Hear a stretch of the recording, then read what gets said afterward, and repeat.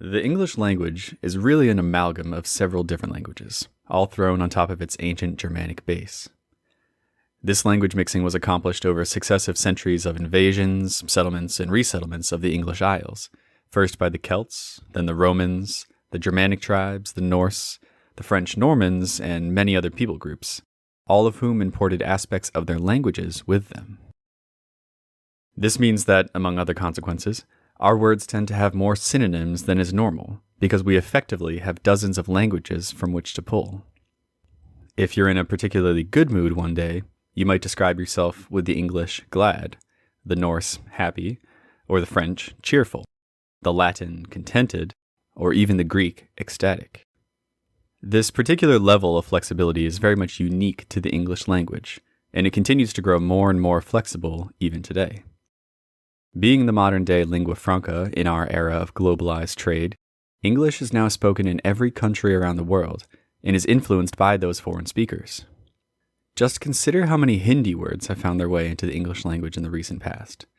Chutney, cot, avatar, bandana, pajama, dinghy, guru, juggernaut, khaki, mantra, nirvana, shampoo, typhoon, and the list goes on. And this happens with practically every language which has speakers who also speak English. This level of flexibility, this huge toolbox of words from which to choose, while it may be great for writing poetry or for getting across very specific shades of meaning in conversation, also presents a danger. Say, for instance, that people in a town have become fed up with their high taxes and they collectively demand that no new taxes be imposed upon them. Well, now anytime a politician tries to put forward a new idea that uses the word taxes, he will be immediately shut down by the populace of that town. They won't even listen to his pitch, such as their distaste for the idea of new taxes. However, because of some quirk of human psychology perhaps, if the politician were to use a word or phrase other than taxes, community investment for instance, something which was far enough removed from the original idea of taxes, but which still got across the same idea, well then people all of a sudden become much more open to the idea of increased government spending, despite their being so against new taxes. This idea of changing out words which have become toxic and unapproachable for words which convey the exact same ideas, but avoid entirely any of the negative associations already made in people's minds, is what I call a thesaurus argument. And while not necessary to be considered a thesaurus argument, they can be made even more effective by replacing these toxic words with other words which already have positive associations in people's minds. Tell an American that something is pro-freedom, and he'll be much more likely to support it, whatever it is. And while this type of wordplay can of course be done in any language, I think the more synonyms you have available, the more effective and pernicious these thesaurus arguments have the potential to be. Hence the focus on the English language. But you might say, surely just changing the particular words you're using won't fool most people. A rose by any other name is just as sweet and all that, right? Well, I wouldn't be so sure that if used in the right context, simply swapping the words you're using can't be extremely effective. I think the reason for the effectiveness of thesaurus arguments is primarily the people's ignorance of the ideas which they've labeled as toxic and not worth discussing. If someone were extremely well versed in a subject to which they were opposed, then no amount of calling this rose by another name would fool them into changing their opinions. For instance, an expert on communism who is opposed to communism could never be taken in by somebody attempting a thesaurus argument, trying to convince them that communism is good. Try though they might to relabel it collectivism or meritocratic distribution or something, the expert is always going to recognize the underlying idea, regardless of what it's being called. But now imagine someone who is ignorant to the details of communism, yet is still superficially opposed to the idea. Maybe a better dead than red country type. Now he may balk if someone tries to discuss implementing communism in his country, but would be much more likely to discuss the ideas of collectivism or meritocratic distribution. The ignorant are susceptible to thesaurus arguments because their lack of understanding means they oppose only the word, not the ideas the word is supposed to represent, which they do not understand. This ignorance allows politicians and media pundits to get away with thesaurus arguments all the time. To name just a few of the more famous examples of the recent era, low-income housing has recently become affordable housing, a new term which does away with the negative connotations people have with low-income housing.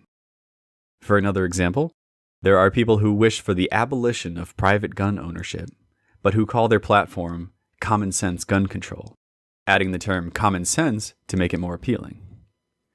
Food stamps, once full of negative connotations, are now called EBT, or Supplemental Nutrition Assistance Program vouchers.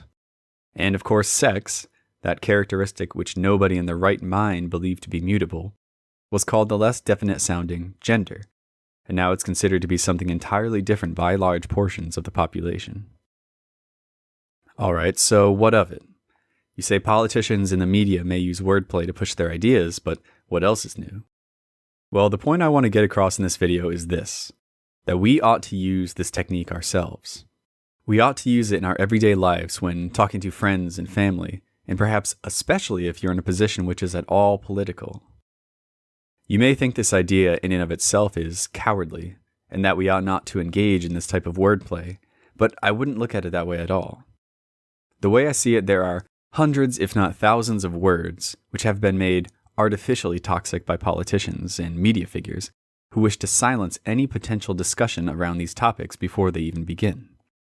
Now, simply using these words guarantees the average person will not listen to your ideas at all. Now, what do I mean when I say artificially toxic? How do I distinguish this from the other toxic words which I've been discussing? I would say that a word should be considered artificially toxic when the people who find these words toxic, the ones who are unwilling to discuss them, are completely ignorant to the underlying ideas the word is supposed to represent. So low-income housing, for instance, could be said to have developed negative connotations quite naturally, given their being associated with increased crime rates and lower housing prices. These are facts that people often have first-hand experience with, and so someone wanting to refer to them as something else makes perfect sense. A word made artificially toxic can be considered a word which represents an idea about which people are mostly or entirely ignorant, and where their hate of the word comes from repeated propaganda, memes, and news stories, things like that. I'll give more examples of these types of artificially toxic words below. Basically, going forward, I suggest that we all be more cognizant of these artificially toxic words in our discussions. And rather than avoiding the conversations altogether, that we simply label them something else, something equivalent, but distant enough to bypass these filters which have been installed in our society. You may think that this is some sort of a subversion, and in a way it is, but it's only a subversion of an already developed subversion in our political landscape. So for an example, going forward in your discussions, you should avoid using the word degenerate, and instead talk of the country's moral fiber. Want to discuss the deep state without people assuming that you're crazy? Why not call them career politicians or unelected officials making huge decisions? You could even discuss fascism if you wanted.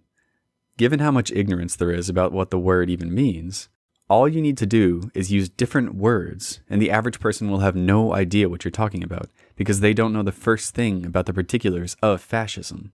But they have been inculcated with a strong, visceral hate of the word. In any case, I think the most foolish thing we can do at this point is to refuse to utilize the strategies of the enemy. There is an extreme danger in refusing to recognize the merits of your enemy, just as there is an equal danger in not recognizing your own shortcomings.